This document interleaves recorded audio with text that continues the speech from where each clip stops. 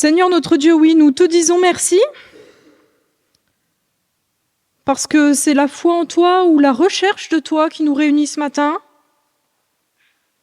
et parce que tu promets de nous parler.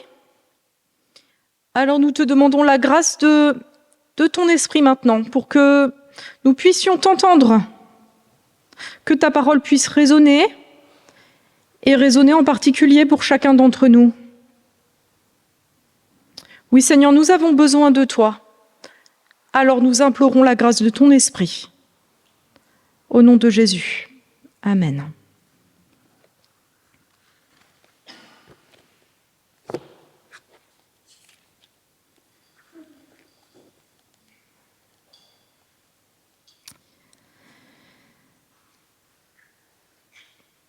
Nous lisons dans la lettre aux Éphésiens, le chapitre 2, les versets 14 à 22.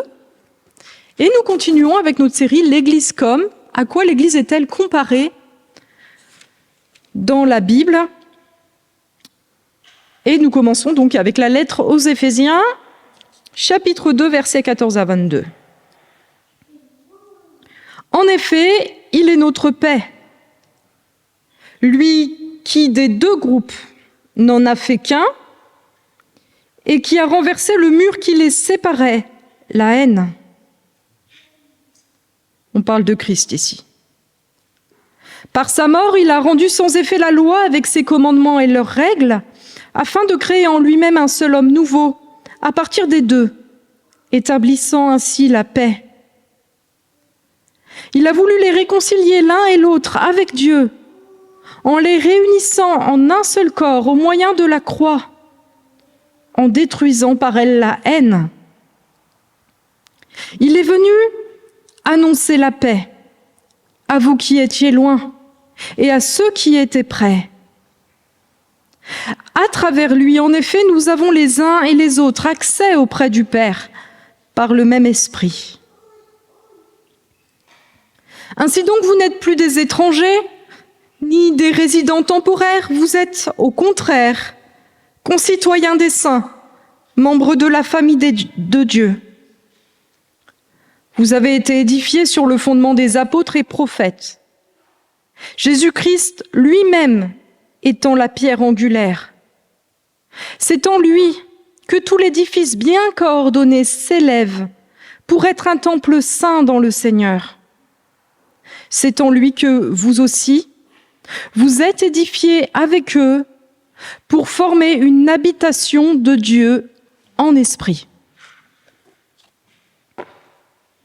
Aujourd'hui, il sera question de l'Église comme habitation de Dieu en esprit. Alors je ne sais pas si vous avez connu, ou si vous connaissez, ou si vous êtes vous-même de ces personnes qui ne sont jamais contentes de leur habitation.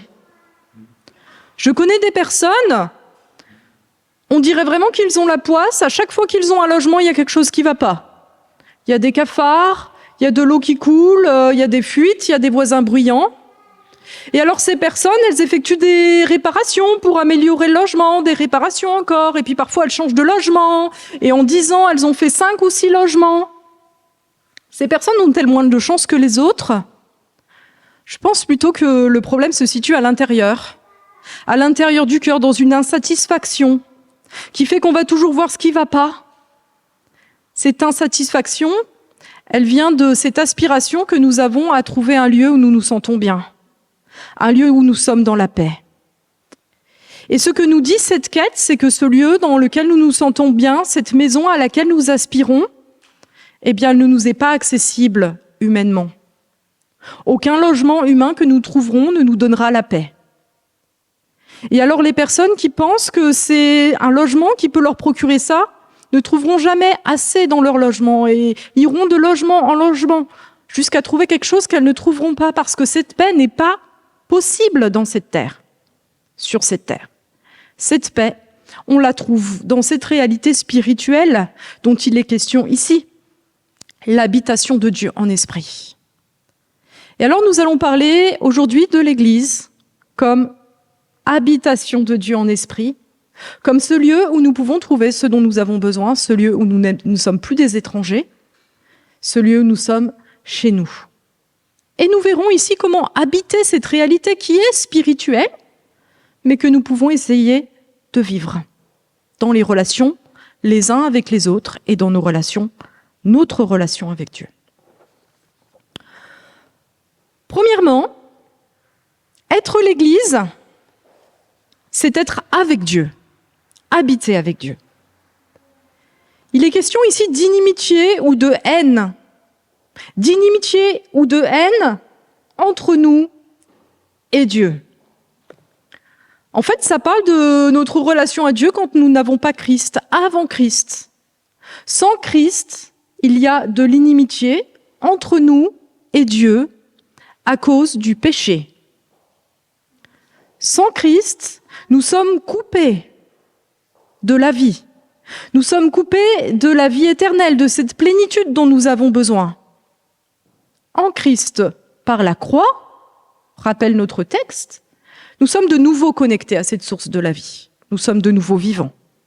Nous avons de nouveau une relation à Dieu, cette relation qui fait vivre. Alors on ne se rend pas toujours compte qu'on a besoin de cette relation à Dieu. Mais parfois, on peut se rendre compte quand même qu'on a besoin de connexion. Je ne sais pas si ça vous est déjà arrivé d'avoir un adolescent qui arrive chez vous et qui vous demande le code Wi-Fi. Et là, vous lui dites, je suis désolée, j'ai pas le Wi-Fi. Dans mon ancien logement, c'était ça. En fait, le Wi-Fi était trop loin et on n'arrivait pas à se connecter. Et là, l'adolescent est en panique. On a l'impression qu'il va mourir. Parfois aussi, ça a pu m'arriver. On est à la montagne, dans un lieu sans connexion. Et puis, on a vraiment envie de faire quelque chose. Et puis là, on se sent pas bien. Il nous manque quelque chose. Eh bien, ce que nous ressentons avec le Wi-Fi qui n'est pas vrai, c'est-à-dire que je vous assure que vous n'allez pas mourir si vous n'avez pas de connexion avec Internet, eh bien, c'est une réalité avec Dieu. Si nous ne sommes pas connectés avec Dieu, eh bien, nous n'avons pas la vie. Il nous manque quelque chose. Alors, la connexion est là, et pour se connecter, qu'est-ce qu'il faut ? Eh bien, il faut d'abord savoir qu'on a besoin de se connecter, et ça, c'est pas évident. Et puis ensuite, il faut savoir que la connexion est là, et qu'on peut se brancher, comme avec le Wi-Fi. Et qu'est-ce qui nous permet de nous brancher à cette connexion, à la Wi-Fi, à la box de la maison de Dieu par l'Esprit ? Eh bien, il est question ici des prophètes et des apôtres. Les prophètes et les apôtres qui nous donnent la parole de Dieu, les prophètes dans l'Ancien Testament et les apôtres dans le Nouveau Testament. Et cette parole, elle nous dit quoi ? Elle nous dit la loi et l'Évangile. Luther insiste beaucoup sur cela. Il nous dit, dans la Bible, il y a deux choses. Il y a la loi et il y a l'Évangile, et les deux vont ensemble. La loi nous dit, vous avez besoin de cette connexion. Il y a quelque chose qui ne va pas dans votre vie. Vous avez besoin de quelque chose. Et cette chose dont vous avez besoin, c'est Dieu. Parfois, on peut croire, humainement, que tout va bien dans notre vie, que nous sommes complets, que tout roule. La loi nous dit, la vie, la vraie, elle est là. L'humain tel que Dieu le veut, il est là. La connexion que Dieu... notre connexion à Dieu devrait être réelle et parfaite. Et la loi nous dit que c'est pas comme ça. On sait qu'on n'est pas comme la Bible nous dit qu'on devrait être. On sait que cette relation à Dieu qui nous est demandée, cet amour de Dieu, eh bien nous ne l'avons pas naturellement, et nous savons que ce que Dieu nous demande, eh bien nous n'arrivons pas parfois à le comprendre même, et surtout, quand nous le comprenons, nous n'arrivons pas à le faire. Nous voyons cet idéal grâce à la loi, et nous voyons aussi que nous ne sommes incapables par nous-mêmes d'atteindre cette vie. C'est alors que vient l'Évangile, la bonne nouvelle. Jésus est venu sur notre terre pour nous apporter la réconciliation avec Dieu et pour nous donner, par l'Esprit, ce dont nous avons besoin pour vivre vraiment. Et à partir de là, eh bien, nous allons à lui.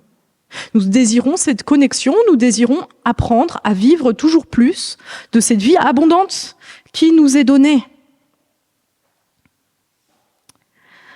Alors l'Église, pour beaucoup, c'est un endroit qui cristallise beaucoup d'attentes. On attend de l'Église un modèle, on attend de l'Église des relations intéressantes, on attend de l'Église des activités. Ce que peut offrir l'Église, ce qu'elle vit en fait, ce que nous vivons parce que nous sommes l'Église, eh bien c'est cette connexion avec Dieu, c'est cette relation avec Dieu. Et cette relation, elle nous est offerte, et ce que nous devons faire comme Église, eh bien, c'est nous connecter de plus en plus à Dieu. C'est nous dire les uns les autres cette loi et cet évangile qui nous permettent de vivre avec Dieu de plus en plus. Et c'est l'annoncer aux autres. C'est dire au monde, il y a cette connexion dont vous avez besoin. C'est dire au monde cette loi et cet évangile. Et cela est très important. Parce qu'il y a toutes sortes d'associations, il y a toutes sortes de choses, il y a toutes sortes de lieux qui peuvent combler nos attentes. Mais il n'y a que l'Église qui peut offrir cela. Et cela, cette relation restaurée à Dieu, c'est ce dont nous avons besoin. Et c'est ce dont le monde a le plus besoin. Nous voilà donc dans une habitation connectée, c'est le plus important. Et il ne vous a pas échappé qu'il est question aussi beaucoup ici d'être ensemble, d'être réconciliés, d'être une unité. Parce que nous sommes unis à Dieu, nous devons être unis les uns aux autres. La connexion avec Dieu nous donne d'être unis les uns aux autres. Et ce sera mon deuxième point. Le désir d'unité, c'est quelque chose qui nous traverse aussi, qui traverse tout homme, je pense. Nous aimerions être tous ensemble très unis dans une vraie amitié et aller tous ensemble dans le même sens. Mais ce qui gâche le plus notre vie, en tout cas ce qui gâche moi le plus ma vie, eh bien c'est le conflit. C'est le fait qu'on n'est pas d'accord. Et ce conflit, il vient en fait de notre orgueil. On pense des choses et les autres pensent pas pareil. Et comme notre système de référence c'est nous-mêmes, tant que nous ne sommes pas croyants, eh bien évidemment, on va avoir des divergences de points de vue, des disputes. Et on aspirerait à être tous unis, mais on n'y arrive pas, on ne peut pas être unis sans Dieu.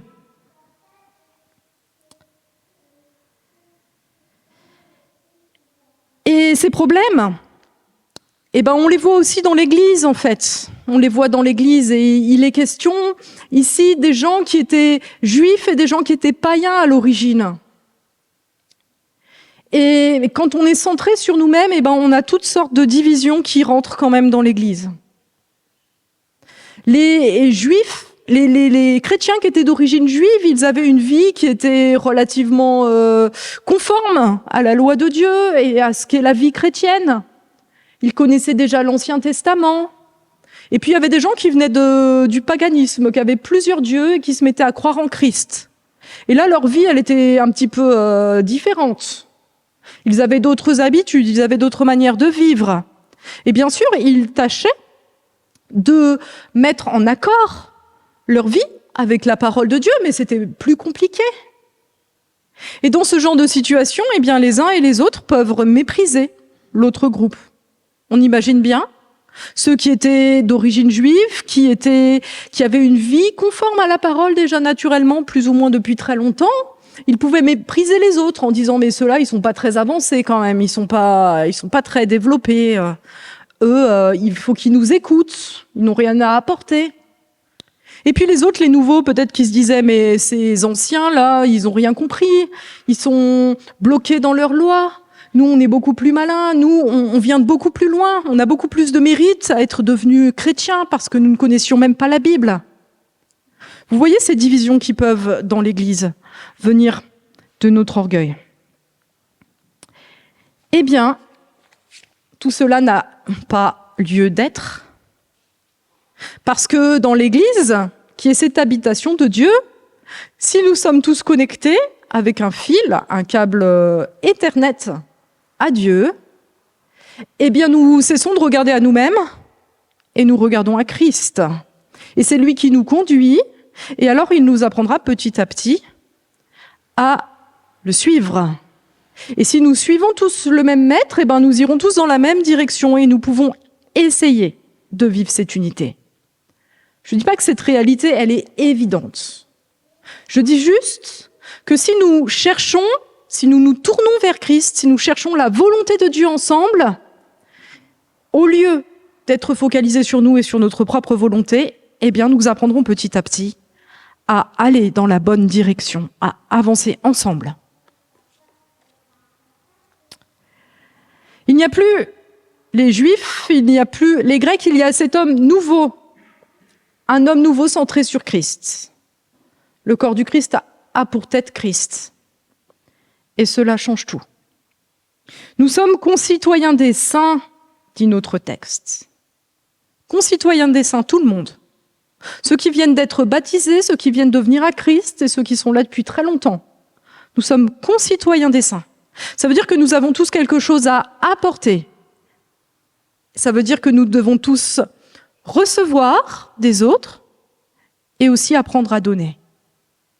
Parce qu'un citoyen, c'est quelqu'un qui est responsable. Nous devons considérer les autres comme des concitoyens. Pas comme des gens qui doivent tout nous donner, pas comme des gens qui doivent que recevoir. Et puis, enfin, nous sommes membres de la maisonnée de Dieu, nous sommes de la famille de Dieu. Eh bien, parce que nous sommes liés les uns aux autres, comme dans une famille, nous sommes invités à prendre soin des autres et à laisser les autres prendre soin de nous. Vous savez, c'est comme ça, une famille, c'est une réalité qui nous dépasse, mais qui va impliquer des choses concrètes. Si un ami a un problème de logement ou quelque chose, c'est votre ami, vous le connaissez bien, vous allez l'aider.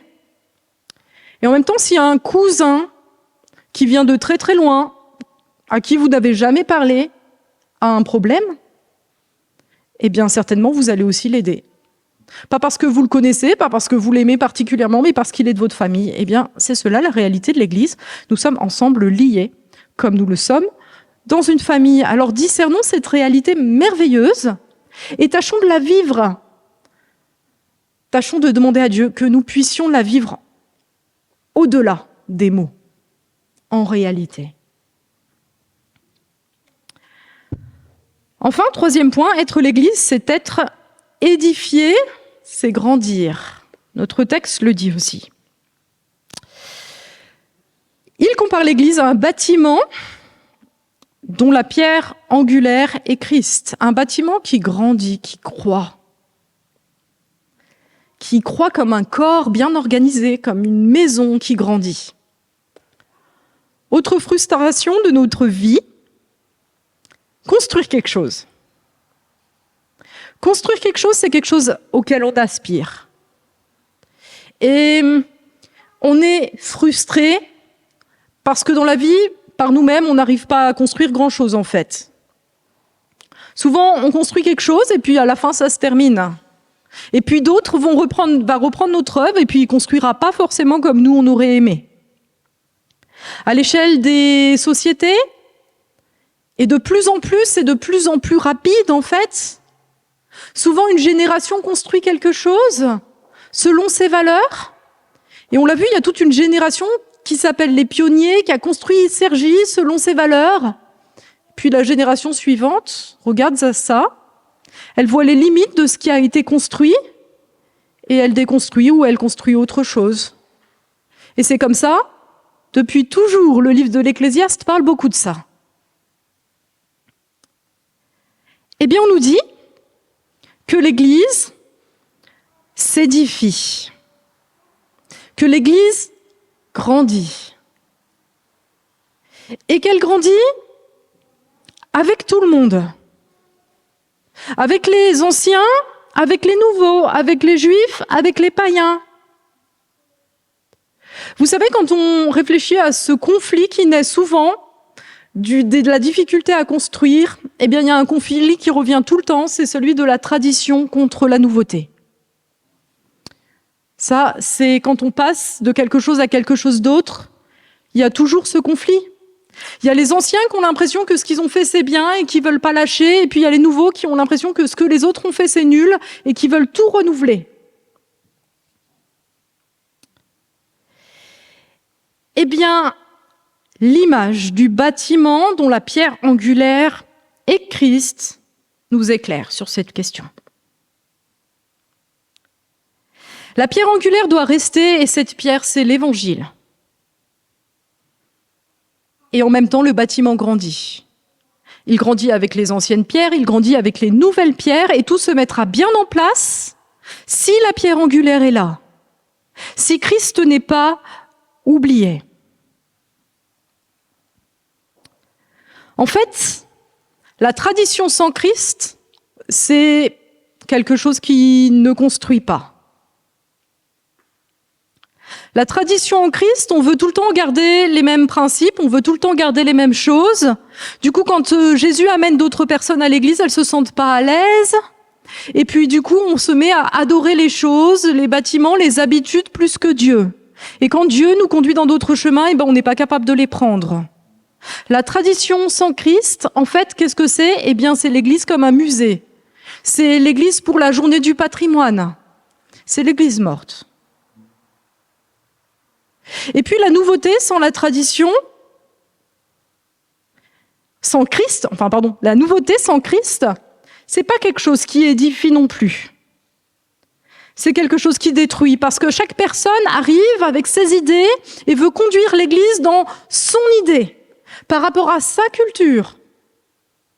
Et on oublie Christ, alors chacun va dans son sens, et là le mur s'écroule. L'Église sera édifiée. Parce que Christ, et si Christ en est la pierre angulaire. Et si cela est le cas, chacun bien connecté sera connecté aux autres et l'Église grandira.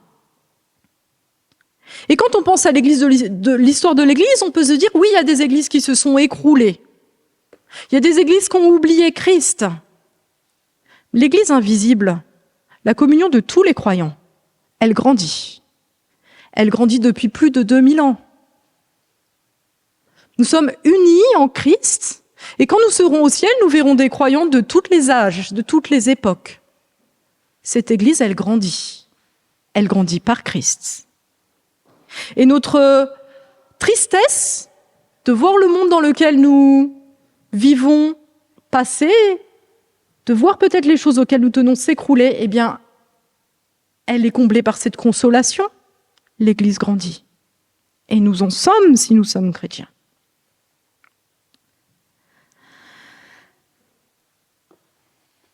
Et elle s'enrichit aussi, elle s'enrichit à travers les époques.